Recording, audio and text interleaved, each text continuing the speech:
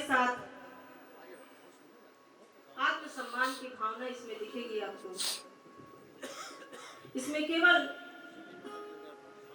दलितों की शिकायत या व्यथा ही दर्ज नहीं की गई, बल्कि आक्रोश और विरोध भी जताया गया है। कुछ दिन पहले सुना था मैंने, कोई स्टेट था जहां एक 4 साल के बच्चे को मार कर इसलिए मार दिया गया क्योंकि वो स्कूल में घड़े से पानी पी लिया, और इसलिए मार दिया गया क्योंकि वो दलित का बच्चा था। सोचिए जरा उसके पिता के बारे में, उस समाज के बारे में, जिसके बारे में, अपने लोगों के बारे में हीरा डोम जो लिखते हैं, कितना दर्दनाक है ये और क्या मानसिकता है ये।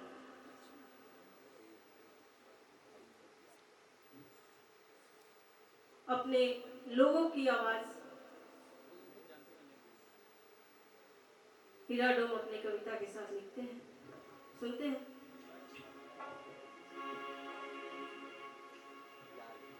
एक पिता की गुहार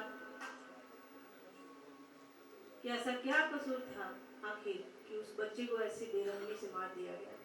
ये सोचने का विषय है आज के समय में।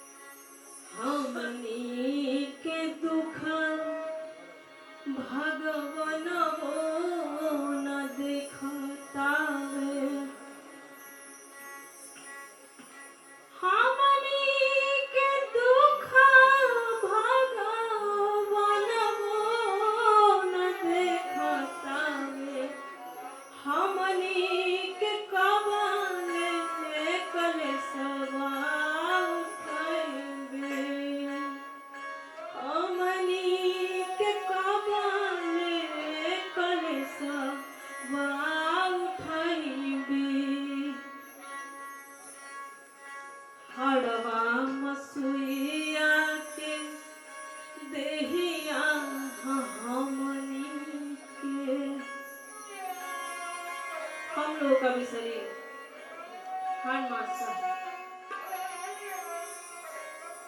इसी प्रकार का शरीर ब्राह्मण जनों का भी है।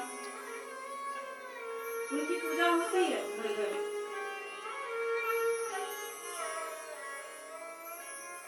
हम लोग कीचड़ का पानी पीते हैं, कुएं के पास भी नहीं जाने देते।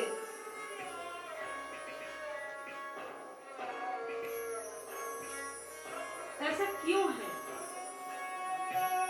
यही प्रश्न हीरा डोम अपनी कविता से पूछ रहे और साहिब से अपनी विनती सुना रहे हैं।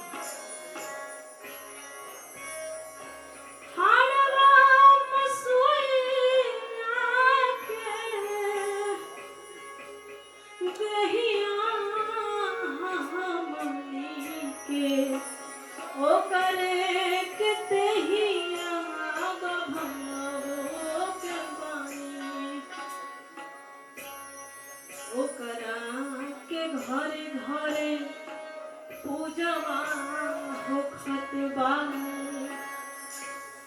सगरे इलाकावा चलला जवानी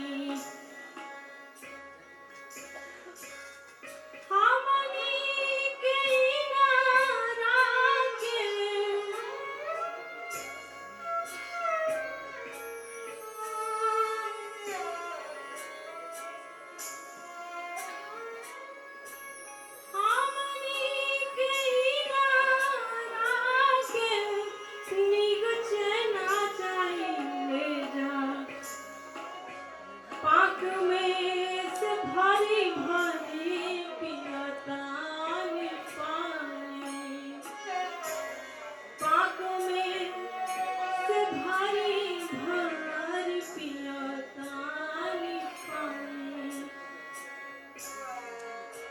पनही से मारी मारी